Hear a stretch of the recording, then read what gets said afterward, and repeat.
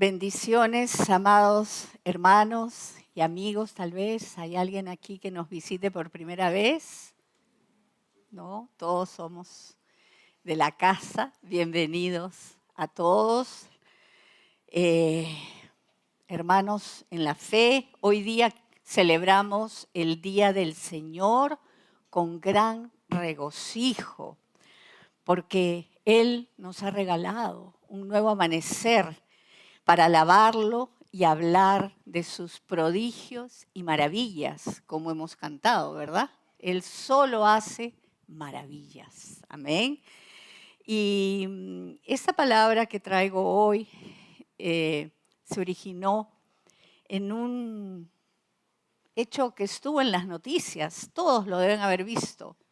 Hace algunas semanas salió en las noticias que un joven pescador en Punta Arenas, Chile, haciendo kayak, fue tragado por una ballena. Pero gracias a Dios investigué las ballenas a raíz de esto y inmediatamente prácticamente fue expelido porque se trataba de una ballena que se llama jorobada, ¿no?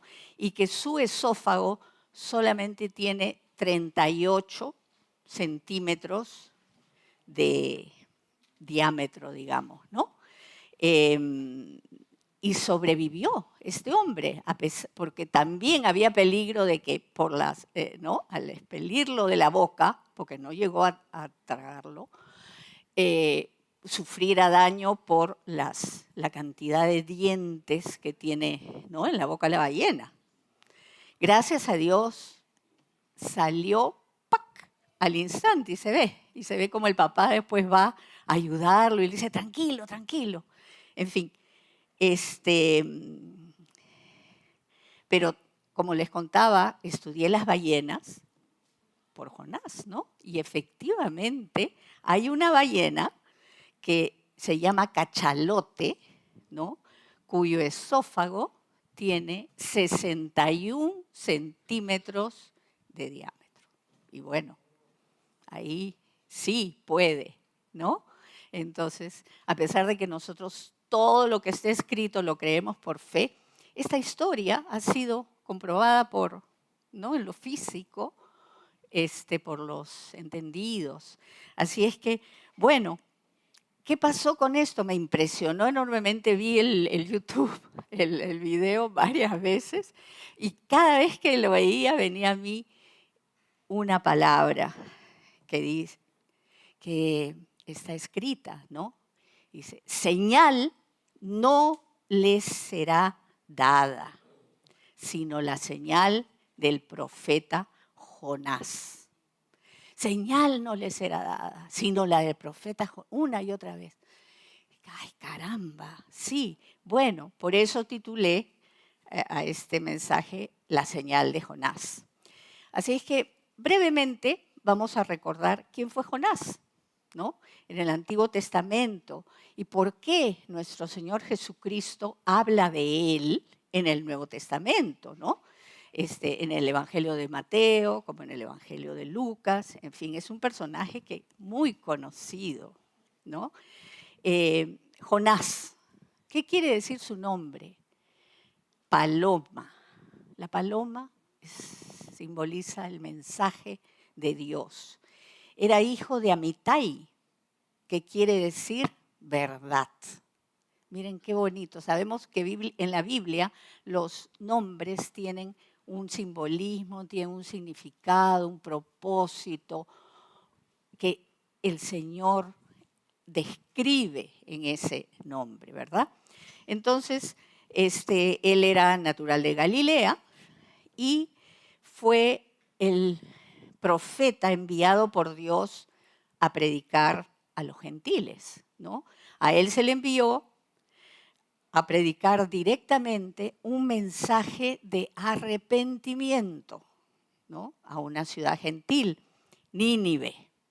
Nínive es la ciudad Mosul, que queda en Irak, ¿no?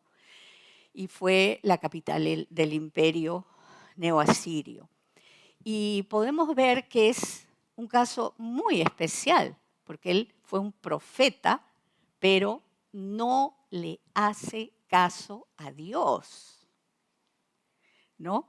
Y bueno, tuvo que ser tratado, pues, porque si no hacemos caso, el Señor nos va a tratar hasta que le hagamos caso, porque Él solamente tiene pensamientos de bien para todos nosotros.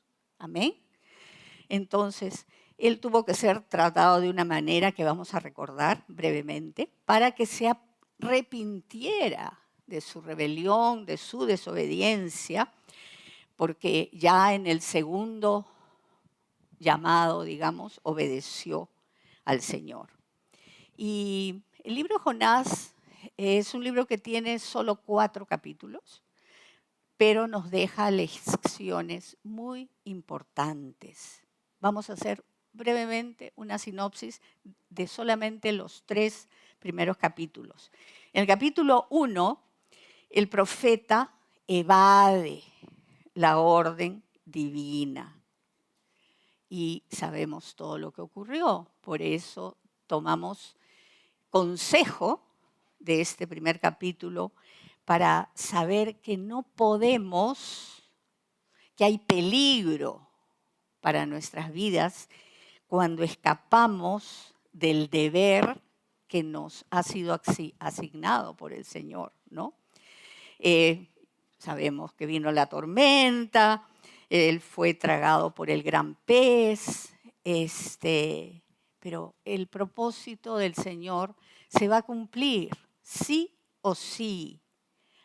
Lamentablemente, nosotros muchas veces no hacemos lo que Dios nos manda, a la primera, como se dice, ¿no? Como somos madres, somos padres, tenemos hijos, y a la primera muchas veces nuestros hijos no obedecen. Entonces, a la segunda, a la tercera, a la cuarta, a la que venga, ¿verdad? Hasta que entiendan, porque es nuestro deber. Imagínense cuánto más nuestro Padre Celestial, ¿no? Y vamos a ser tratados, hermanos. Vamos a ser tratados como lo fue Jonás, de diversas maneras. Cada uno sabrá y tendrá algún recuerdo de cómo no obedeciste a la primera y cómo el Señor te trató, ¿verdad? Hasta que nos alineemos, nos arrepintamos, hasta que reconozcamos, como pasó en el capítulo 2. Jonás se arrepiente, ora, clama a Dios y es liberado. Aleluya, gloria a Dios, porque sabemos también que Dios nunca rechaza la oración de un verdadero arrepentido, ¿no? No rechazó. Podemos tener esa confianza, esa certeza nosotros el día de hoy para saber que cuando nos arrepentimos, el Señor es justo, fiel y bueno para perdonar y para restaurar nuestra vida.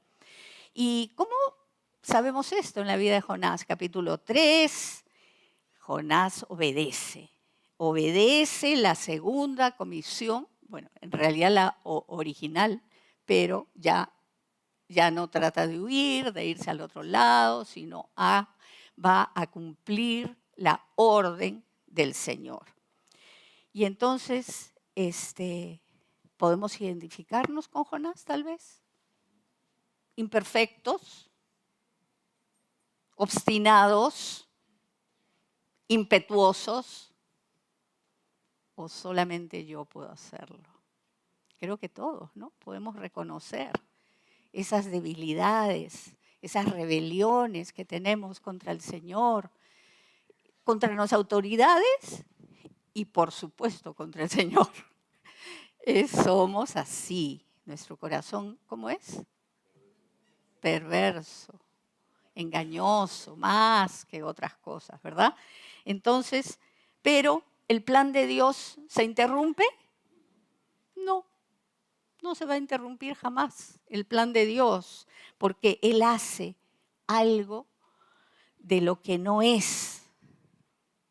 Él hace algo que es. ¿Para qué? Para que nadie se gloríe en su presencia, ¿verdad? El que diga, yo lo hice, ay, porque yo soy muy buena, ay, porque yo soy muy obediente, ay, porque yo soy la más, y porque yo conozco, y porque yo leo, y porque yo conmigo.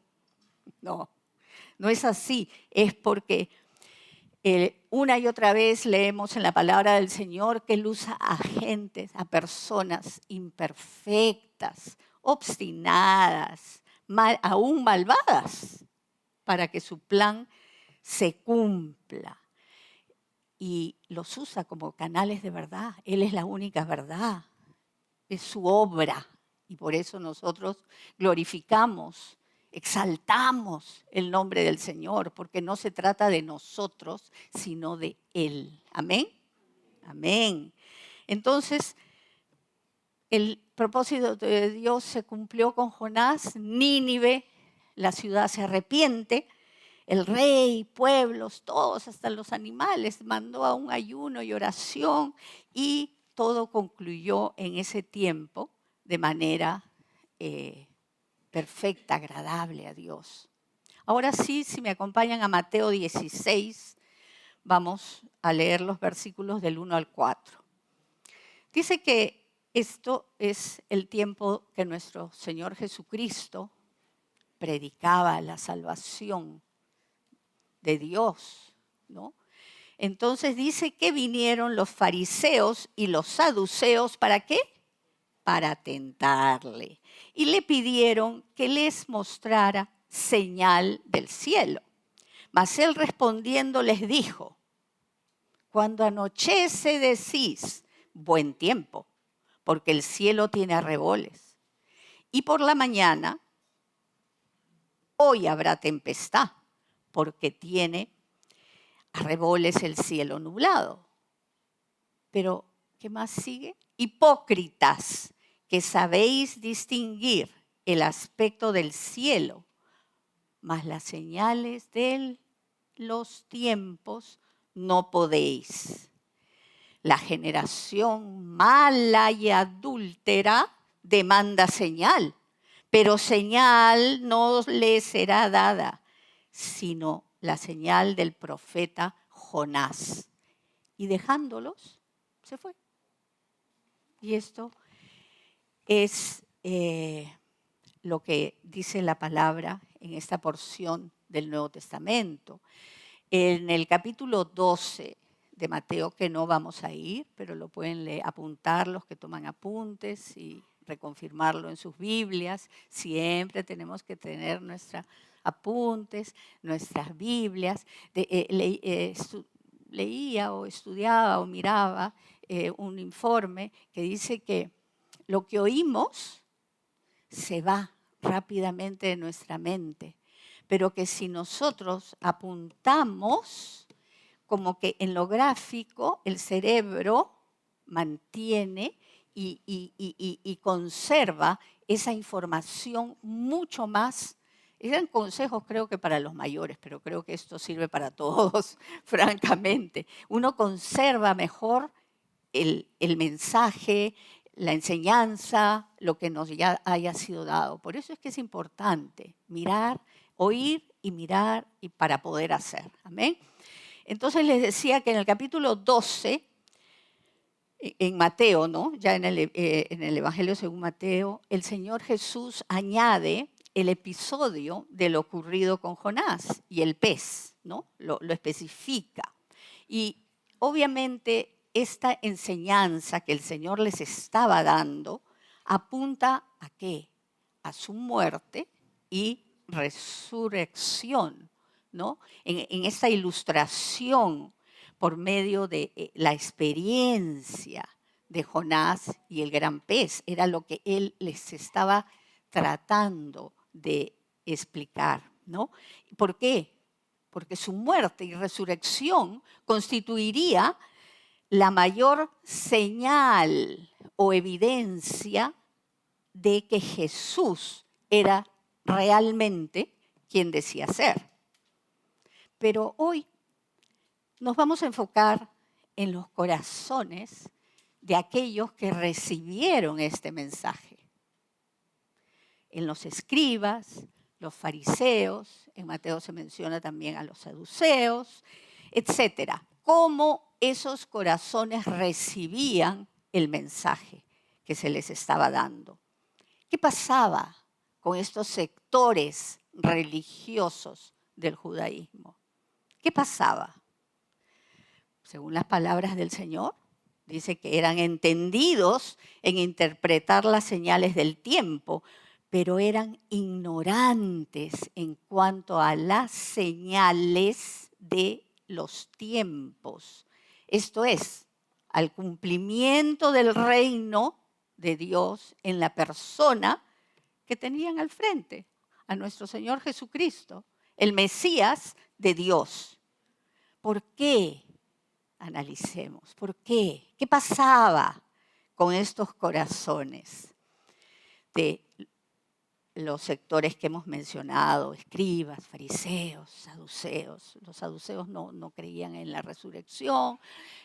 Cada uno tenía su forma de interpretar las escrituras, porque eran entendidos en las escrituras. Ojo, no era pueblo que no sabía. Ellos eran estudiosos de las escrituras.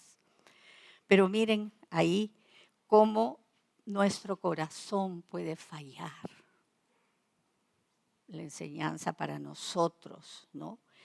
¿Qué pasaba? Ellos eran incrédulos. Nuestro Señor los llama hipócritas. ¿Qué es un hipócrita? Tiene una careta, es otra cosa. Se presenta de una manera, pero su corazón es diferente. Ese es un hipócrita.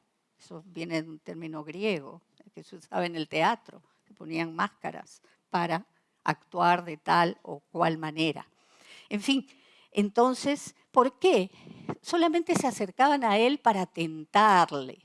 No venían con un corazón sincero, decía, a ver, enséñame o he oído de ti. No, era que le metían así como la zancadilla, como la preguntita capciosa. A ver, ¿cómo me vas a responder?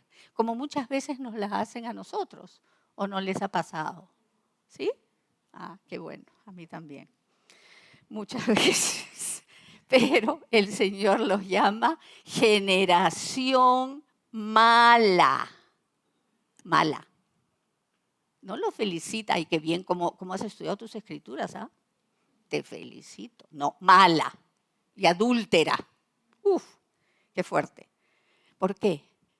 Porque amaban más su religión, sus tradiciones, su estatus que a Dios y al cumplimiento de las escrituras del Mesías prometido en la persona de Jesús.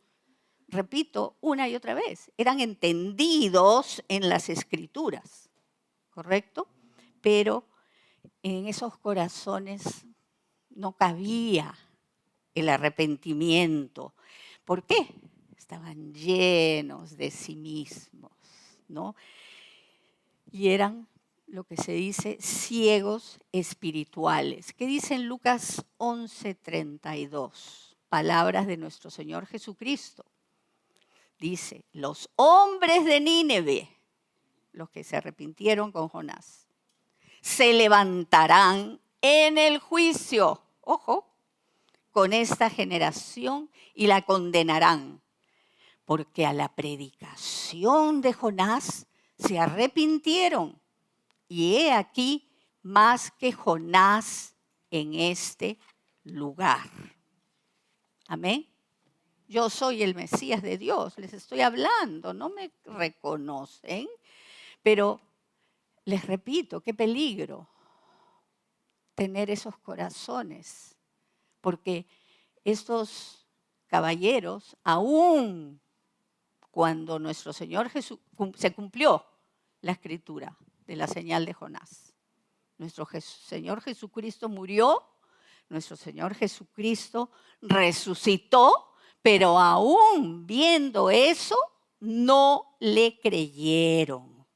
No creyeron en Él, no se arrepintieron porque estaban cerrados a su conocimiento superior. Superior. ¿Qué? ¿No es este el hijo del carpintero? ¿Qué?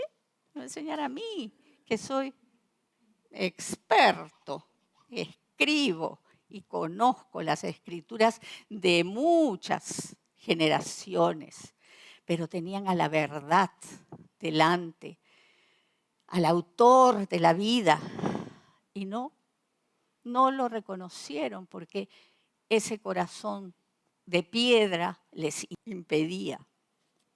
Eran conocedores, ¿no?, de las escrituras. Y entonces, ¿qué?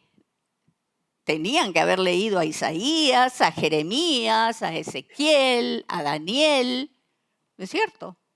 Porque ahí están las profecías del Mesías de Dios, y cómo y dónde nacería, miles de detalles, pero no, ese entendimiento espiritual estaba velado por la dureza de su corazón. Y entonces, bueno, yo me preguntaba cuando hacía esta reflexión, esto pasó con la primera venida de nuestro Señor Jesucristo, ¿no? ¿Y qué pasaría si nosotros ahora que esperamos la segunda venida estaríamos con ese corazón? ¿Qué pasaría? Me preguntaba yo. ¿Cuál sería la señal de Jonás, de advertencia? Porque el Señor habla hoy, ¿creemos? El Señor habla hoy, aún hay una Biblia que se llama El Señor habla hoy. Es el mismo Dios de ayer, hoy y siempre. Y Él habla, y habla de diversas maneras. Somos naturales. Nos enseña, hasta con un anuncio que vemos en la calle, vamos manejando, ¡oh!, y sale, Jesucristo es el Señor. Ay, gracias, sí, Señor, gracias por confirmar. Y así nos enseña en lo natural para llevarlo a lo espiritual, ¿no? Entonces, yo me preguntaba y daba gracias porque hoy tenemos al Espíritu Santo que ha venido a nosotros cuando creímos al Señor Jesucristo. Y es una ventaja y un milagro espectacular, verdaderamente, porque Él nos guía a toda verdad. Pero tenemos que alinearla siempre con la palabra de Dios, ¿verdad? Entonces, y yo decía, Dios mío, nunca permitas que podamos estar tan seguros de nosotros mismos, porque hemos creído en la cruz, hemos creído en su resurrección, hemos creído en todo, porque el Espíritu Santo de Dios nos ha iluminado y nos ha hecho conocer esas verdades que de otra manera jamás las podríamos haber entendido. Yo tenía una Biblia que era de mi padre en mi mesa de noche, desde que tengo uso de razón, creo. La miraba, la volteaba, la seguía y no entendía nada. Solamente, como les digo, hermanos, debemos que ser agradecidos porque el Espíritu de Dios es el que nos enseña, nos mueve y nos guía a toda verdad como está escrito. No nuestra inteligencia, no porque fuimos a la universidad 10 años, no. Es el Espíritu Santo de Dios que hace de lo que no es, como yo, es que esté acá explicando misterios que de otra manera no, jamás en mi vida podría haberlo hecho. Entonces,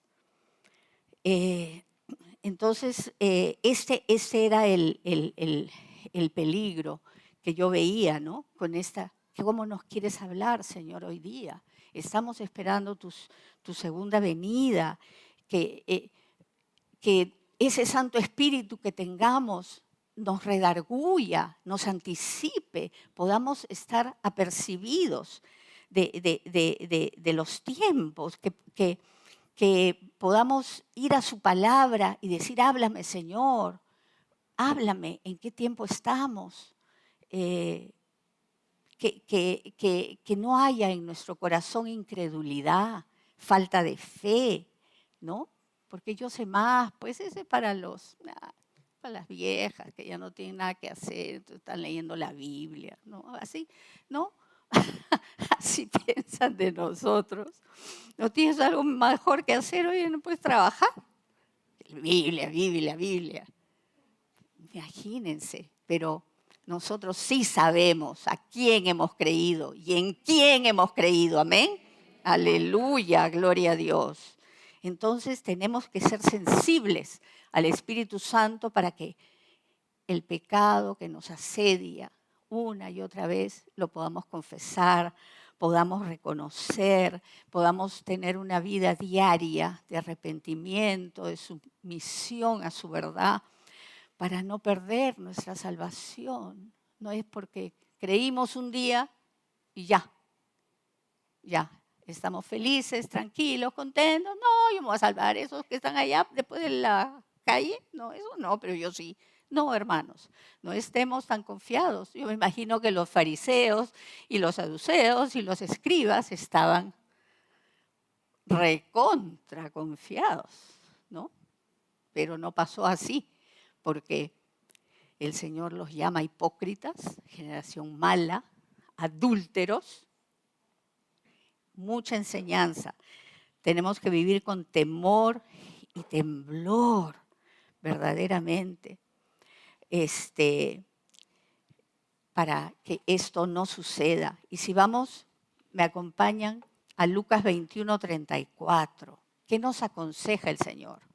Mira también por vosotros mismos, cada uno por sí mismo, que vuestros corazones no se carguen de glotonería y embriaguez. Y no nos está hablando necesariamente del alimento natural, nos está hablando de lo espiritual, glotón, un glotón, me lleno de cosas que no le hacen ningún bien a mi espíritu, o me embriago con cosas que tampoco le hacen bien, ¿no? Los afanes de esta vida, yo no sé, ponle tú su nombre, si te analizas, porque dice, mirad por vosotros mismos, cada uno que se mire a sí mismo. ¿Y qué pasará o qué podría pasar?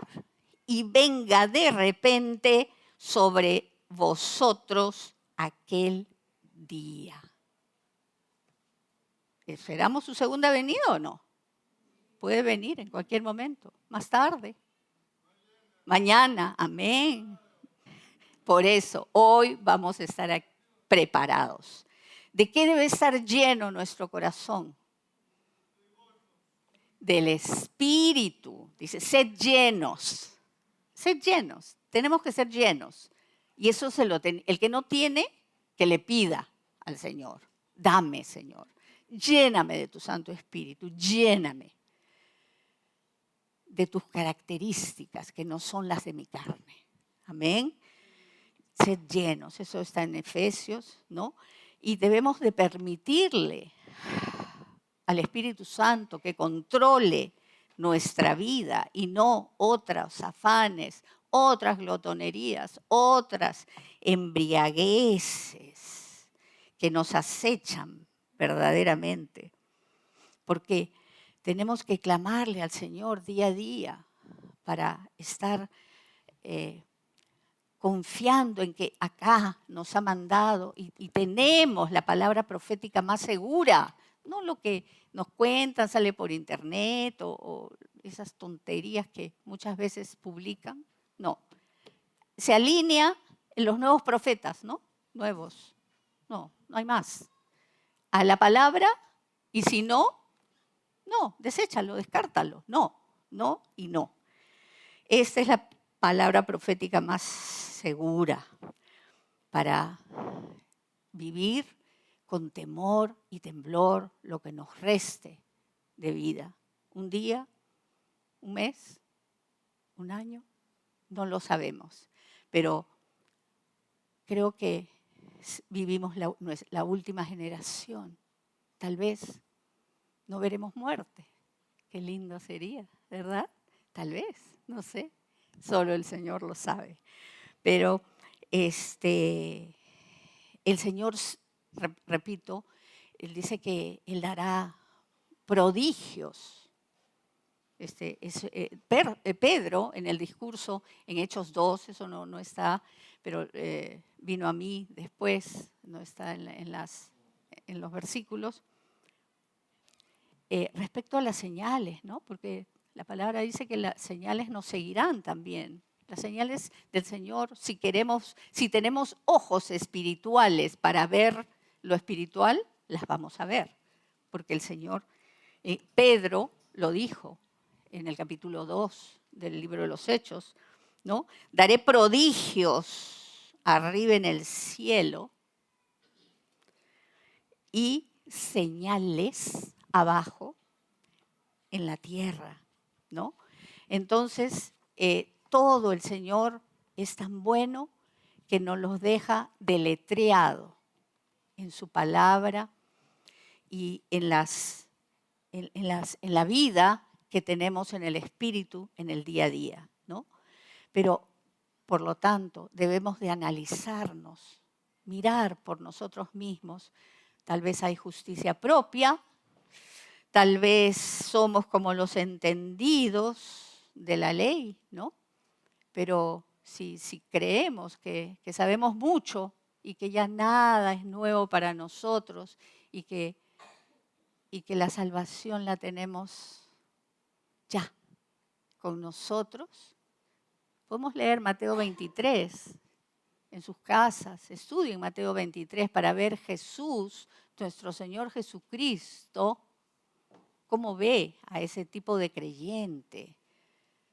Es muy importante que no nos volvamos como esos escribas, fariseos, que de repente dicen, ay, eso pasó, pero ya yo no, porque yo creo en Jesús, yo estoy todo el día delante del Señor. Sí, pero nos debilitamos, caemos, tropezamos. Sí, puede pasar, nos puede pasar. Y entonces, de repente tenemos un alto concepto de nosotros mismos, como lo tenían ellos, inflados con su propio entendimiento,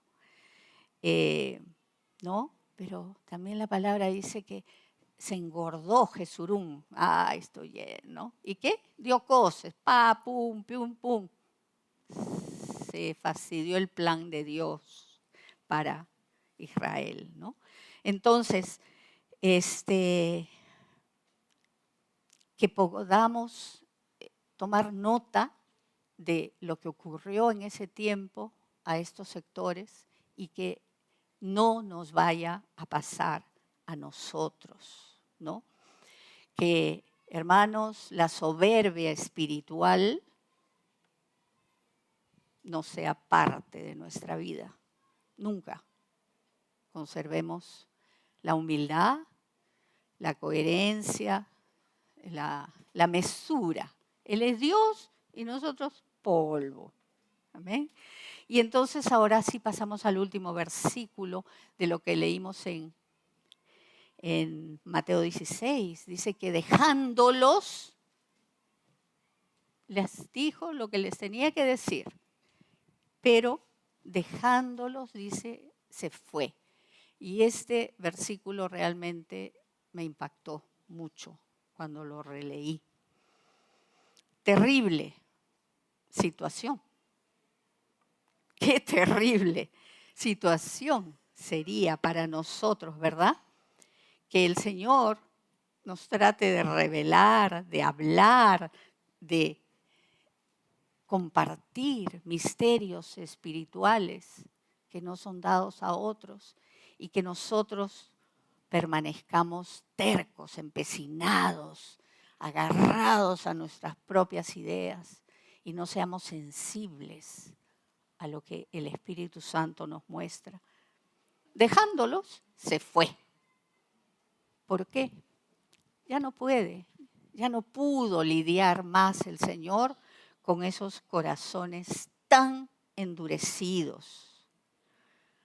¿Qué tal? Nos podemos preguntar hoy, que esperamos su segunda venida, ¿sí? ¿Y qué tal que el Señor nos deje? ¿Han pensado en eso alguna vez? Venga el arrebatamiento y tú te quedes. Tiemblo. ¿Qué tal que el Señor nos mire y nos diga, ¿qué? Apartaos de mí. No, no os conozco. Terrible, ¿verdad? Terrible que nos ocurra lo que dice ese versículo. Dejándolos, se fue. Es bello ver cómo Dios le plació lo que pasó con Nínive, no siendo pueblo de Dios, no siendo el pueblo elegido de Dios, eran gentiles. El Señor vio con agrado lo que hizo el rey, lo que hizo el pueblo, lo que hicieron todos, y se arrepintió y no los destruyó en ese tiempo. Prolongó su misericordia, se abstuvo. Dios, siendo Dios, se abstuvo de ejecutar el juicio que ya tenía decretado. Y una vez más podemos decir que tenemos un Padre misericordioso y clemente que dice, tendré misericordia del que tendré misericordia. Él es Dios. Porque, ¿cuál es el deseo de su corazón? Jeremías 18:8. Porque esta historia de corazón endurecido, de falta de arrepentimiento, se produce, según la Biblia, una y otra vez, porque nuestros corazones son los mismos, perversos, engañosos, duros, rebeldes, que queremos hacer como a nosotros bien nos parece. Amén. Pero nuestro Dios misericordioso y clemente, Jeremías 18:8. Si estos pueblos, si estas naciones, si este grupo, y CC, su iglesia en toda la tierra en este tiempo, se convirtieren de su maldad contra la cual hablé, ¿qué más? Yo, Dios, me arrepentiré del mal que había pensado hacerles. Y lean ustedes, Jeremías lo repite más adelante, no vamos a ir ahí, al capítulo 26, versículos del 3 al 13, ¿no? O sea que de cierto, el Señor habla hoy. Entonces lo que nosotros tenemos que hacer es reconocer, como hizo Jonás 2:7, cuando mi alma desfallecía en mí, me acordé de Jehová. De ahí, ¿de dónde estás? De ahí, ¿de dónde estás? Mi alma desfallecía, me acordé de Jehová. Y mi oración llegó hasta ti en tu santo templo.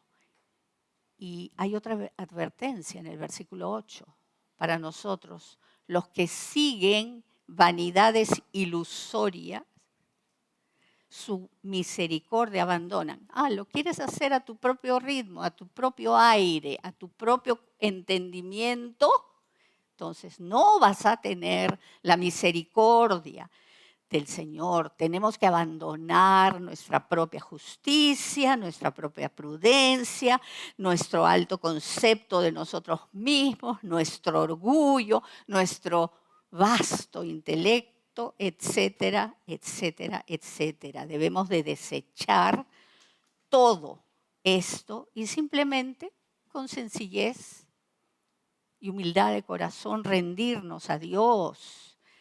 Señor, solo tú puedes cambiar mi condición, solo tuyo es el honor, la gloria, la honra, y verificar, como les he dicho, como lo hacemos con su palabra, alertas, atentos a las señales de los tiempos, como era la tribu de Isaacar, cómo eran los de Berea, cómo estudiaban, porque tenemos que tener nuestros sentidos espirituales ejercitados por el Espíritu Santo, ese fuego del Señor, vivo, obrando en cada uno de nosotros. Le pido a mis hermanos, los hermanitos de la alabanza, que suban por favor aquí, y entonces miren la preciosa palabra con la que el Señor nos anima, nos exhorta y nos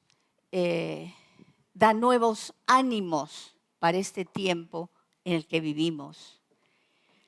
El Señor no retarda su promesa, según algunos la tienen por tardanza, sino que es paciente con nosotros, no queriendo que ninguno perezca, sino que todos procedamos al arrepentimiento. Ese es el corazón del Señor.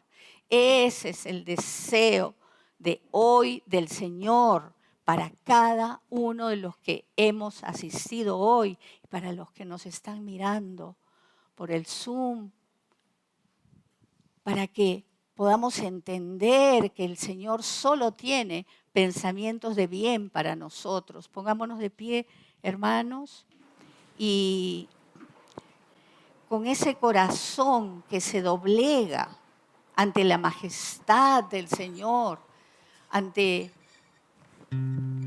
su misericordia, ante su amor, su bondad, su sacrificio, tantas cosas que solamente Él ha podido y puede hacer, que nosotros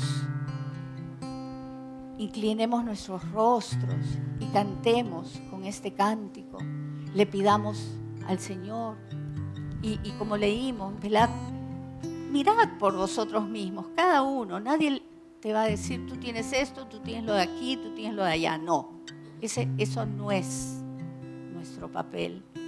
El Espíritu Santo nos debe hablar,